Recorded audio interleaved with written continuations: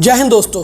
हमारे defence minister Rajnath ji ने हमारी इंडियन मिलिट्री को कहा है कि आप किसी भी अनएक्सपेक्टेड चीज़ के लिए तैयार रहिए।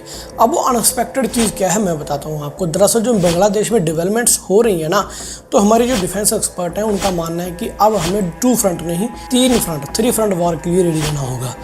बांग्लादेश में जो डेवलपमेंट्स हो रही हैं, शेख मुजीबुर रहमान की मूर्ति जला देना, शेख हसीना को बाहर निकाल देना। पहले कहा जा रहा था कि जो ये प्रोटेस्ट है स्टूडेंट्स कर रहे हैं आरक्षण के खिलाफ, लेकिन ऐसा नहीं है। अगर ऐसा होता तो हिंदुओं के घर बांग्लादेश में ना जलते। अभी जो पाकिस्तान की नई अंतरिम सरकार बनाई जा रही है, अभी इलेक्शन होने के बाद किसकी सरकार आएगी वो तो हमें मालूम नहीं, लेकिन जो अभी वहाँ की मिलिट्री द्वारा सरकार बनाई गई है, उनके मिनिस्टर्स का कहना है कि हम पाकिस्तान के साथ जो हमारे 1971 का जो हमारा मुद्दा था, हम उसे बैठकर सॉल्व आउट करेंगे। ये बयान तब आया जब शेख हसीना इस मसले को यूएन के पास लेके जाना चाह रही थी, पाकिस्तान को यूएन में नंगा करने जा रही थी। पाकिस्तान के साथ ही बांग्लादेश की नज़दीकियाँ इस हद तक बढ़ गई हैं कि वो अब बांग्लादेशी जो है पाकिस्तान से हथियार तक खरीदने जा रहे हैं, और भारी संख्या में जो गोला बारूद है वो पाकिस्तान से बांग्लादेश को एक्सपोर्ट भी किया जा रहा है। एक इसका एंगल और भी हो सकता है क्योंकि जम्मू कश्मीर में इलेक्शन पास है। जैसे ही इलेक्शन होंगे, और हमारी मोदी गवर्नमेंट ने भी कहा था कि हम पीओके को इसी साल हासिल करेंगे, तो हो सकता है उस मसले में भी कोई हमारी डेवलपमेंट्स आए। लेकिन इस सब चक्कर रिव्यू के टाइम पाकिस्तान ने एक बड़ी ही गंदी चाल चली। एक अच्छी चाल चली, एक गंदी चाल चली। अच्छी चाल ये कि पाकिस्तानी जो मिलिट्री है उन्होंने अब ये ओपनली क्लेम कर लिया कि हाँ, जो कारगिल युद्ध है उसमें हमारी डायरेक्ट इन्वॉल्वमेंट थी, हमने ही वो युद्ध छेड़ा था। इसी के बाद फौरन उन्होंने जूनागढ़ के ऊपर क्लेम कर दिया। आपको वो मीम याद आ रहा होगा कि तेरा बाप छोड़ के गया था या तेरी माँ यहाँ पे। जूनागढ़ अपने गुजरात का एक हिस्सा है, जो गुजरात का शहर है जूनागढ़, वहाँ पे पाकिस्तानी अब क्लेम कर रहे हैं। इसी सब के बीच जब हमारी डीआरडीओ ने अग्नि 4 मिसाइल टेस्ट कर दी, हालांकि इसके टेस्ट पहले भी हो चुके हैं, लेकिन इस समय अग्नि 4 का टेस्ट करना चीन, पाकिस्तान और बांग्लादेश के लिए एक सिग्नल था, और ये टेस्ट इसी समय करना जरूरी था। अगर भारत अग्नि 5 का टेस्ट करता तो चाइना बड़ा ही शोर मचाता। देखो देखो, इंडिया जो इसकी लिमिट बता रहा है 5000, वो इतनी नहीं है, इससे कहीं गुना ज़्यादा है। अब इंडिया यूरोप तक अटैक कर सकेगा, रशिया तक अटैक कर सकेगा, चाइना तो हम पूरा कवर कर ही रहे थे। इसलिए एक तो इंडिया ने अग्नि 4 टेस्ट की, और जब भी हम अग्नि 4, अग्नि 5 ये मिसाइलें दोबारा टेस्ट करते हैं तो हम उनमें कोई ना कोई अपडेशंस करते हैं, हम उनमें कोई ना कोई ऐसे वेपन्स और अटैच करते हैं जिसके साथ हमारी आर्मी और हमें एयरफोर्स को, या फिर हमें हमारे डिफेंस सेक्टर में एक बड़ी लीड मिल सके।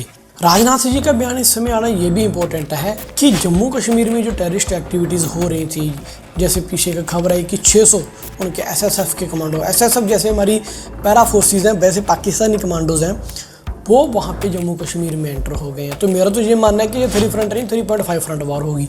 एक तरफ खालिस्तानी हो गए, मणिपुर में रॉकेट अटैक हो रहा है, केरला साइड हो रहे हैं, हमारे सेंटर में एमपी साइड में नक्सलवादी हो रखे हैं।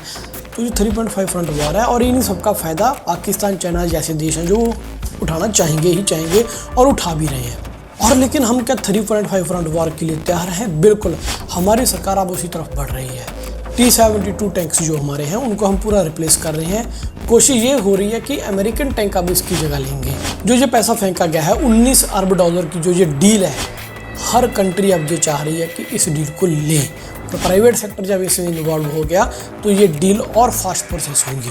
हमें नए टैंक्स हम खरीद रहे हैं, हमारे तेजस बन गए। कुछ लोग तेजस को F-16 के साथ कंपेयर कर रहे हैं, भाई वो 5th जनरेशन है, वो अलग है। जो तेजस है हमारी इंडियन एयरफोर्स ने अपनी नीड्स के अकॉर्डिंग बनवाया है। हो सकता है वो यूएसए की नीड ना हो, वहाँ के लिए हमारा F-16 यहाँ इंडिया में यूज़ करना कंपेटेबल ना हो। हम एम का बना रहे हैं लेकिन उसको थोड़ा डिले है। अब इसी के बीच एक बात आपको और बता दूं, कुछ लोग कहते हैं कि F-35 क्यों नहीं लेते। ऐसा नहीं होता कि हम पैसा फेंकूँ और बाय करो। F-35 एक सुपीरियर विमान है, हमें यूएसए के साथ जाना पड़ेगा। यूएसए अपनी कंडीशन रखेगा कि आप RS-400 नहीं लेंगे, या कुछ ऐसी अलग अलग कंडीशन रखेंगे। वहाँ की कांग्रेस यानी कि वहाँ की संसद में बिल पास होगा, तब हमें F-35 मिलेंगे। रशिया का Su-57 की तरफ ही हम देख रहे हैं, जो कि हम स्टेल्थ लड़ाकू विमान की बात कर रहे हैं। हमारा ऑरा ड्रोन जो कि ह्यूमनलेस, जब हम कहेंगे कि फाइटर जेट ही लगा लो, एक ड्रोन भी है, फाइटर जेट भी है, उसके ऊपर हम काम कर रहे हैं। तो एक्टिविटीज़ काफ़ी सारी हो रही हैं। जो इंडियन सरकार है, इंडियन आर्मी है, हमारी डिफेंस फोर्सेज हैं, वो अंदरूनी लेवल के ऊपर इसकी टोटली प्रिपरेशन कर रही हैं कि आने वाले समय में इंडिया को एक इजराइल जैसा देश बनना होगा। जैसे इजराइल आसपास दुश्मनों के साथ गिरा है, ठीक वैसे ही इंडिया भी आसपास अपने दुश्मनों के साथ गिरा हुआ है। खैर आपके कोई क्वेश्चंस होंगे तो कमेंट करके कमेंट सेक्शन में जरूर लिखिएगा, मैं उनको कवर करने की कोशिश करूंगा। और आप किस टॉपिक के ऊपर वीडियो चाहते हो डिफेंस जियोपॉलिटिक्स के रिलेटेड, उसके बारे में भी कमेंट सेक्शन में आप बता दीजिएगा। तब तक के लिए मुझे दीजिए इजाज़त, और हाँ, हमारे चैनल को लाइक कीजिए, शेयर कीजिए, सब्सक्राइब कीजिए। जय हिंद।